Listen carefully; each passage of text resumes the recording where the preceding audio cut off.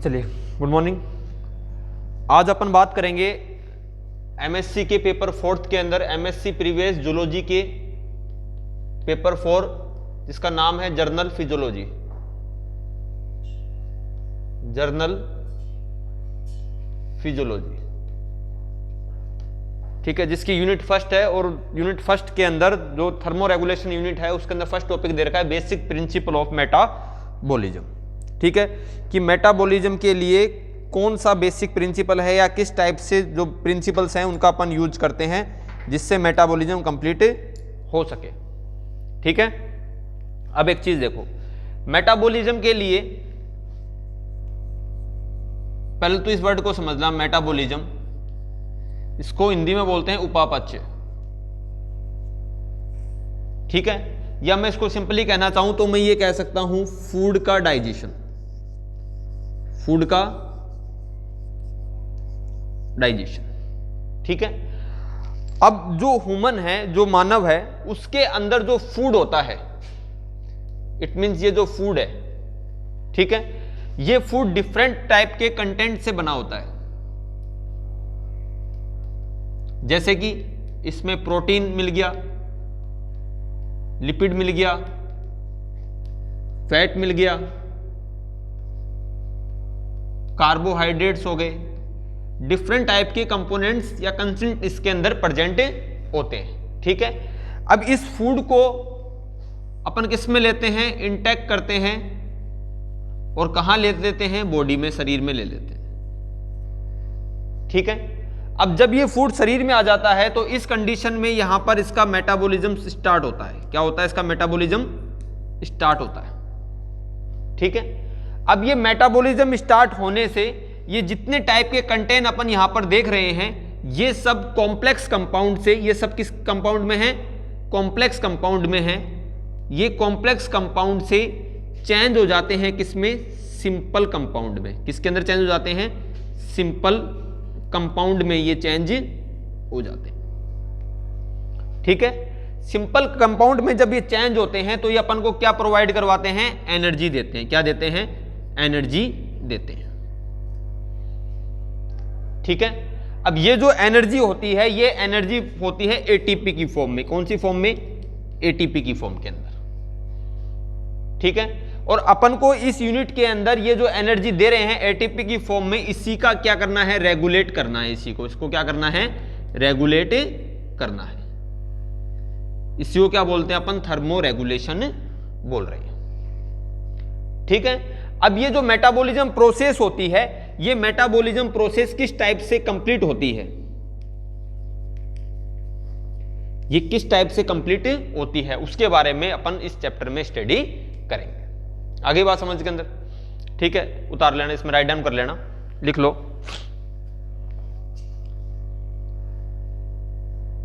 Body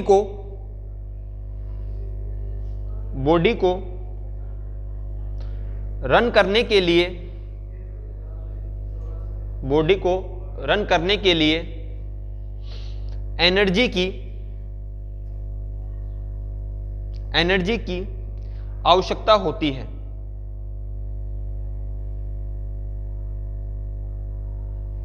यह energy body को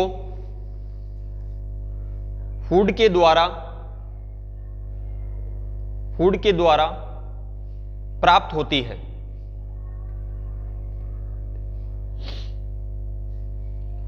जब फूड को शरीर में इंटेक करवाया जाता है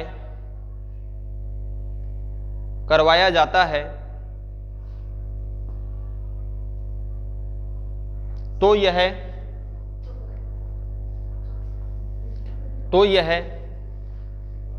कॉम्प्लेक्स कंपाउंड से सिंपल कंपाउंड में फूड पार्टिकल्स को परिवर्तित करते हैं।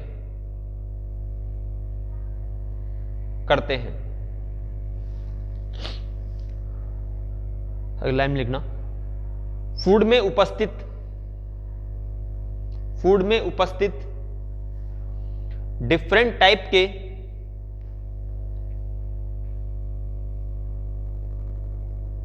सब्सटेंस उपस्थित होते हैं,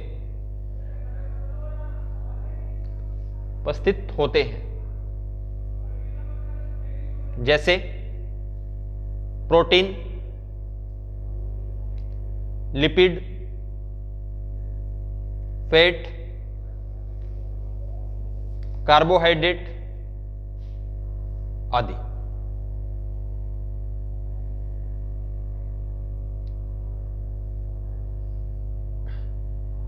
ठीक है, इसको राइट डाउन कर लो, इसको उतार लेना।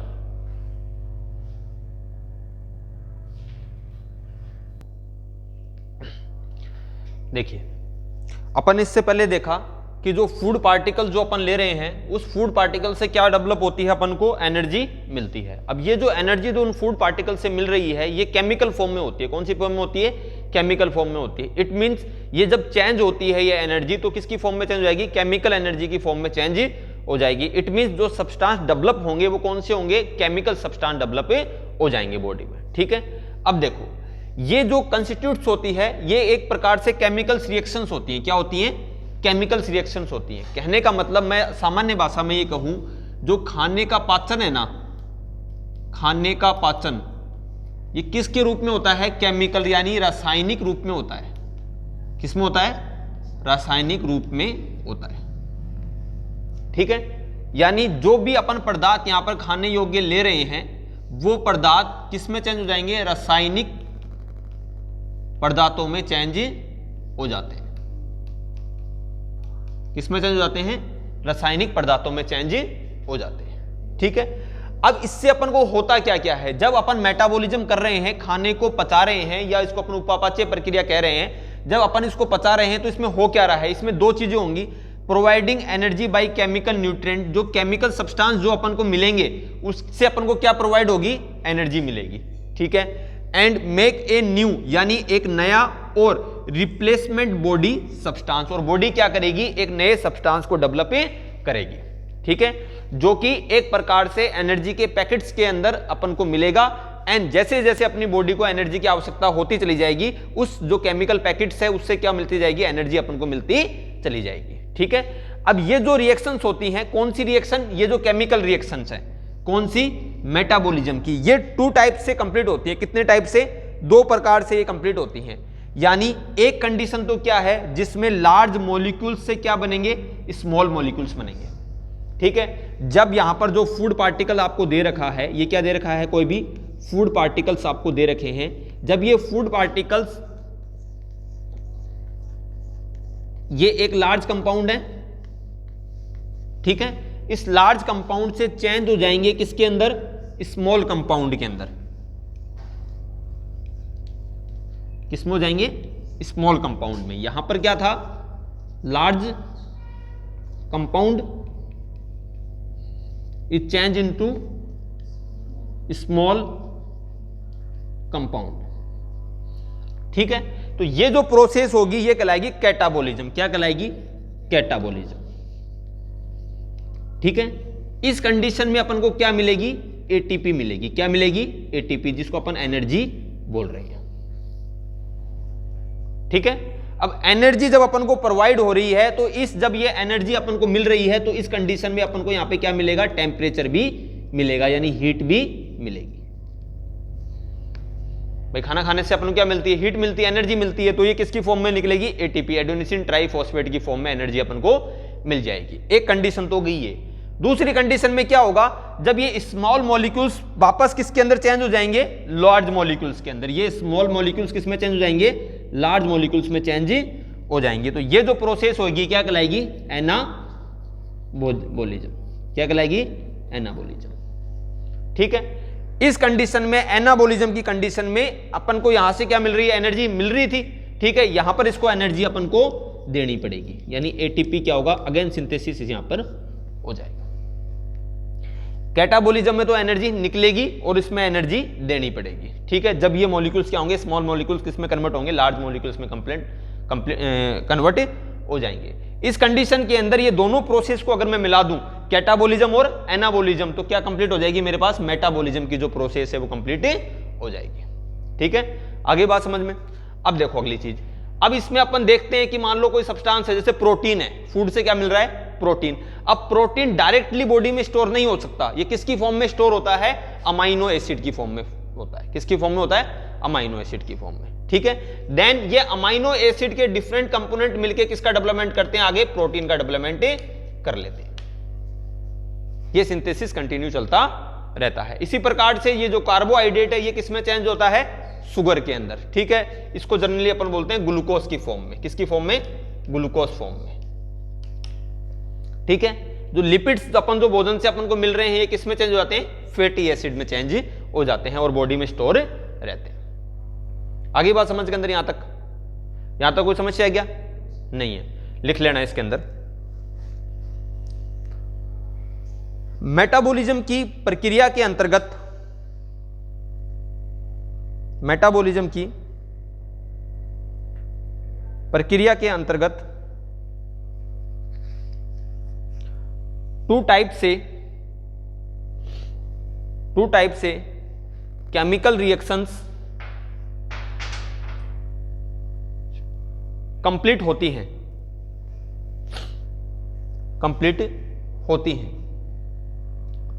इसमें नंबर 1 लिखना। केमिकल न्यूट्रिएंट्स के द्वारा, केमिकल न्यूट्रिएंट के द्वारा एनर्जी प्रोवाइड होती है, एनर्जी प्रोवाइड होती है। सेकंड,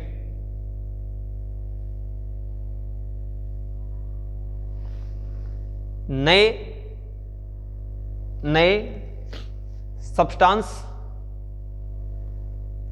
डेवलप होते हैं और बॉडी सब्सटेंस रिप्लेस होते हैं।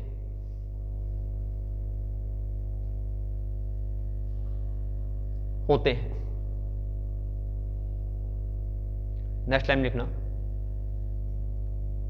Metabolism pathway, PATH, metabolism pathway 2 type से संपन्न होता है, 2 टाइप से संपन्न होता है। कौन कौन से, कैटाबॉलिज्म और एनाबॉलिज्म। ठीक है, इसके लिए जगह छोड़ देना, इसको नीचे उतार लेना बाद में।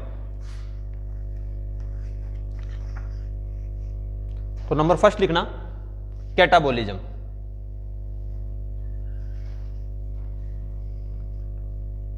इस प्रक्रिया के अंतर्गत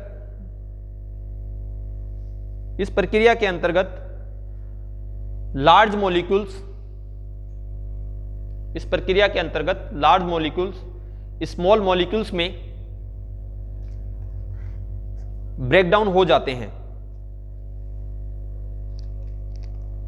एवं केमिकल एनर्जी को रिलीज करते हैं।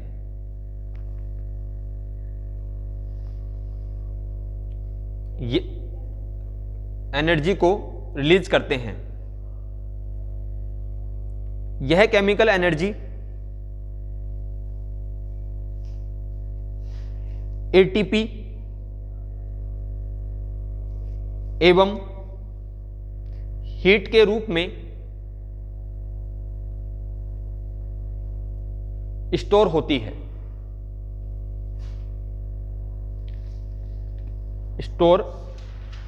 है, अगला में लिखना, हीट एनर्जी का उपयोग बॉडी टेम्परेचर को मेंटेन करने, हीट एनर्जी का उपयोग बॉडी टेम्परेचर को मेंटेन करने एवं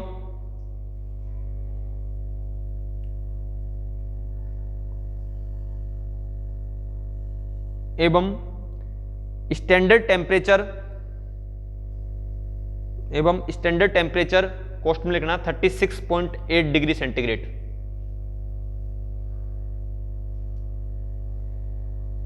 को मेंटेन करने का कार्य करती है।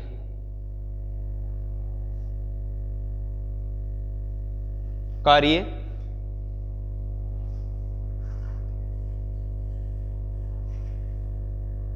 करती है। अगला टॉपिक लगा देखना है एनाबोलिज्म।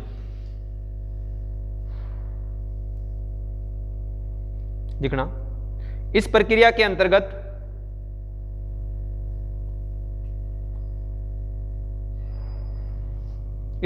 के अंतर्गत स्मॉल मॉलिक्यूल्स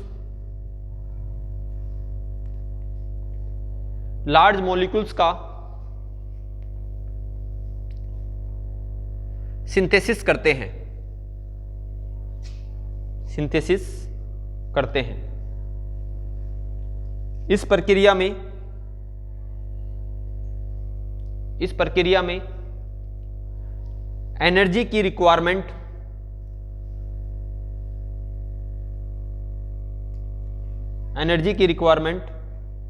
होती है।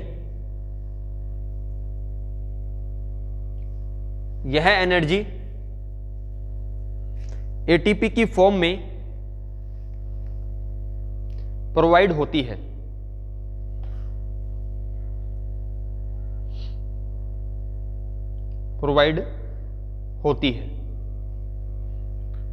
अगला एक लाइन छोड़ के लिखना एनाबोलिज्म एवं कैटाबोलिज्म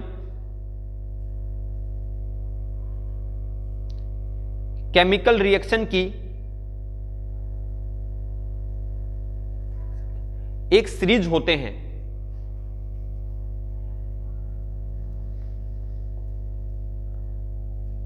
जिनको सीरीज होते हैं,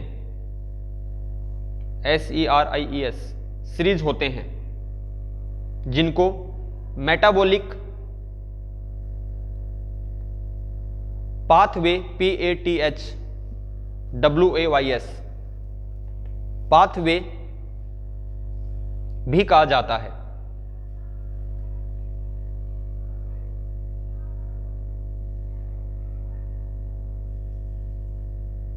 नेक्स्ट लाइन लिखना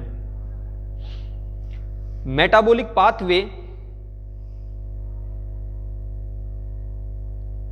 पाथवे हॉर्मोन्स, एंजाइम, रिसेप्टर आदि को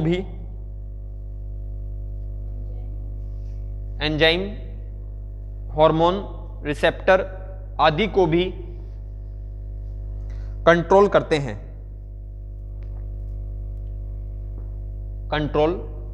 हैं। अगला में लिखना मेटाबॉलिज्म की प्रक्रिया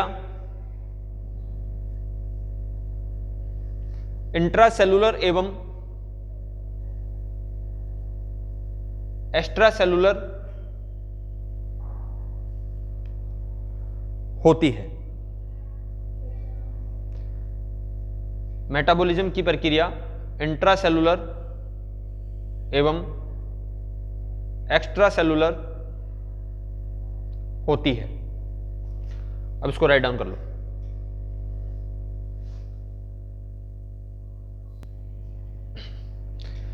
चलिए यहां तक समझ में आ गया है ना। अगले लाइन के अंदर लिखेंगे एक लाइन छोड़ के food particles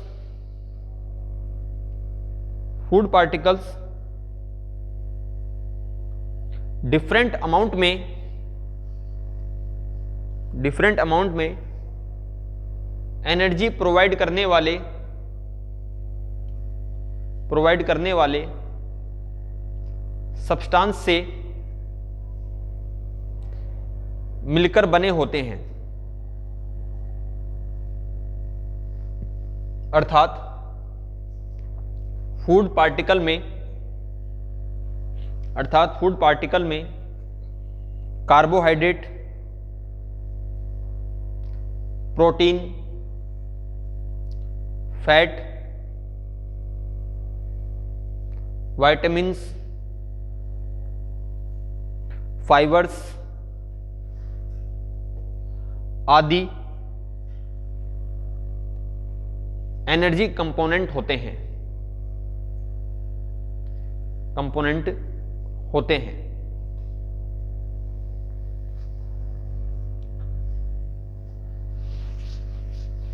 in energy component की स्टेडी एवं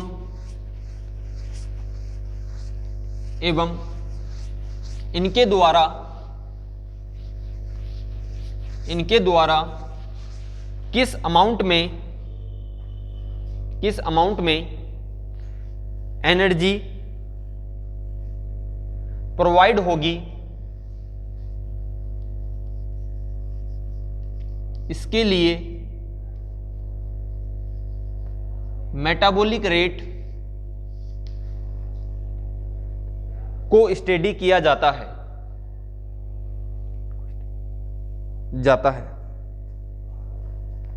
अगला लाइन लिखना, बॉडी में एनर्जी को मेजर करने के लिए जूल JOULE जूल या kilo calorie KILOCALORIES kilo calories unit को काम में लिया जाता है,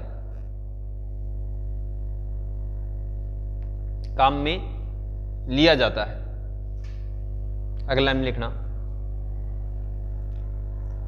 फूड से प्राप्त होने वाले एनर्जी कंपोनेंट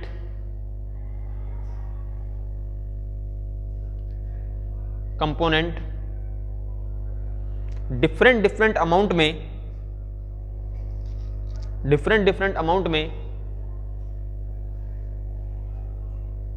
एनर्जी प्रोवाइड करते हैं।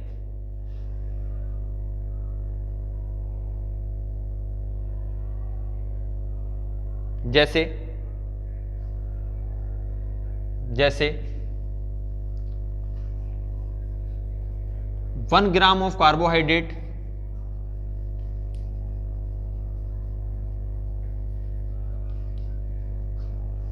17 किलो जूल एनर्जी देता है।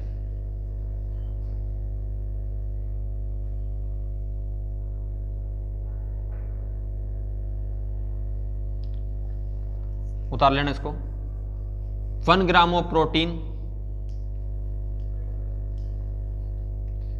17 किलो जूल एनर्जी देगा।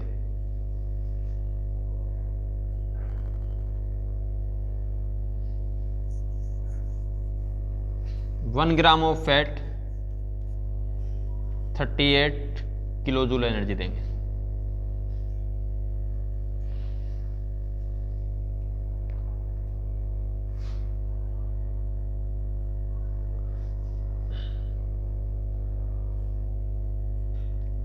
अगला लाइन लिखना,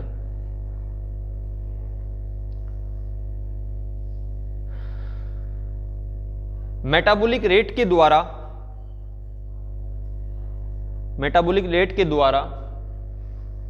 हीट एवं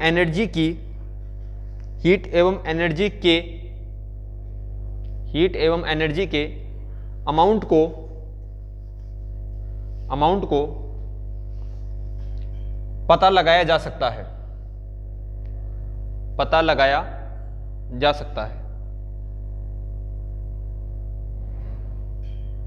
अगला लाइन लिखना, मेटाबॉलिक रेट वह रेट होती है, रेट मतलब दर, वह रेट होती है जिसके द्वारा सेल में उपस्थित मॉलिक्यूल्स एनर्जी को रिलीज करते हैं। मॉलिक्यूल्स एनर्जी को रिलीज करते हैं। नेक्स्ट लाइन में लिखना, मेटाबॉलिक प्रोसेस में ऑक्सीजन की रिक्वायरमेंट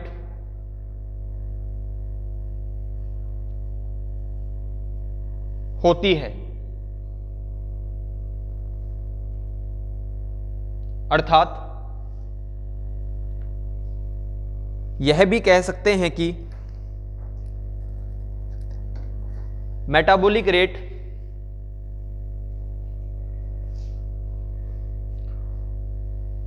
ऑक्सीजन अपटेक लिख लेना, ऑक्सीजन अपटेक की मात्रा पर डिपेंड करती है।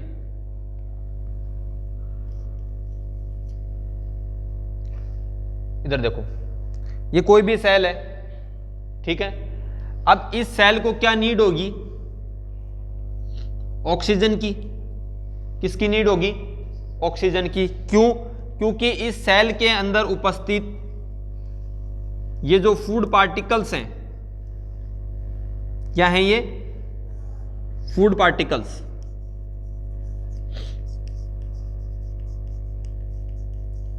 ये किसको रिलीज करेंगे? एनर्जी को। किसको रिलीज करेंगे? एनर्जी को। कब करेंगे? जब ये स्मॉल मॉलिक्यूल्स में कन्वर्ट हो जाएंगे। तो अब देखो यहां पर ये सेल्स हो गए, इसमें पार्टिकल्स हो गए। अब ये चेंज होंगे किसमें? केमिकल फॉर्म में। किसमें होंगे? केमिकल फॉर्म में।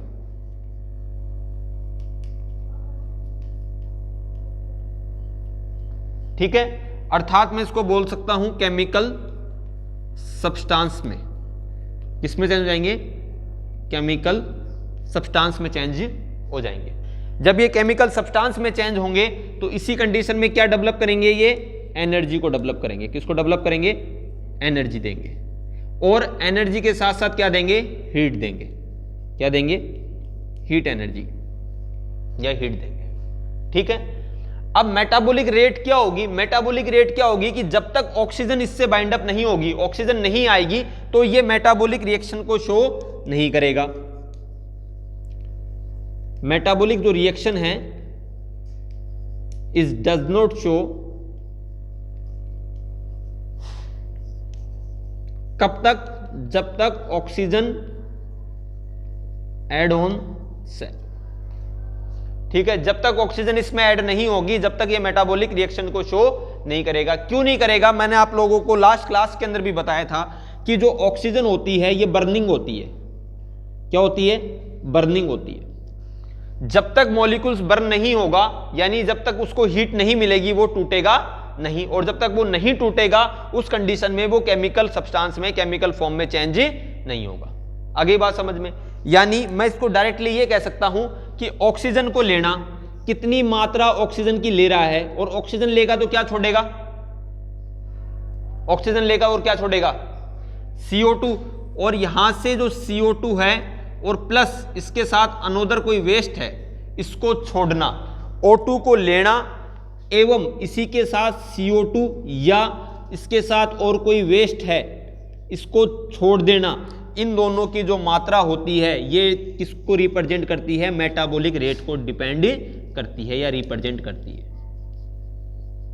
मेटाबॉलिक रेट यानी सेल कितनी ऑक्सीजन ले रही है और कितनी कार्बन डाइऑक्साइड छोड़ रही है। अगर मुझे उसकी मात्रा पता लग जाए तो मैं मेटाबॉलिक रेट को निकाल सकता हूं। और मेटाबॉलिक रेट वह रेट होती है जिसकी सहायता से अपन को यह पता लगता है कि जो फूड पार्टिकल्स हैं वो चेंज होके कितने टाइप से केमिकल सब्सटेंस में चेंज हो रहे हैं और अपन को कितनी एनर्जी यहां से प्रोवाइड हो रही है। सिंपल सी बात है, मेटाबॉलिक रेट जितनी ज्यादा होगी, केमिकल सब्सटेंस की फॉर्मेशन उतनी ही ज्यादा होगी। ठीक है, केमिकल सब्सटेंस की फॉर्मेशन जितनी ज्यादा होगी, एनर्जी उतनी ज्यादा प्रोवाइड होगी और उतनी ही ज्यादा हीट प्रोवाइड होगी। ठीक है, आगे यहां तक बात समझ के अंदर इसको राइट डाउन कर लो।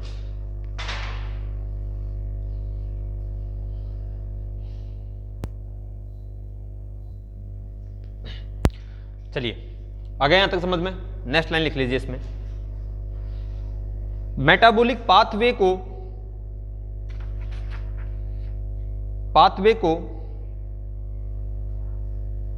समझने के लिए, अर्थात डेवलप हुए केमिकल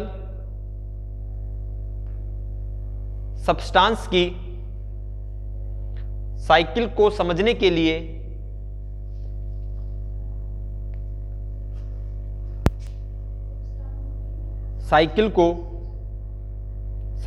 लिए डिफरेंट टाइप के साइकिल्स काम में लिए जाते हैं।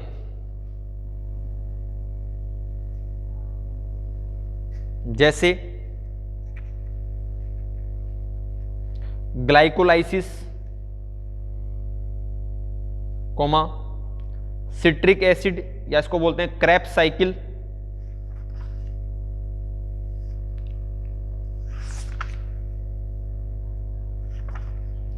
आदि।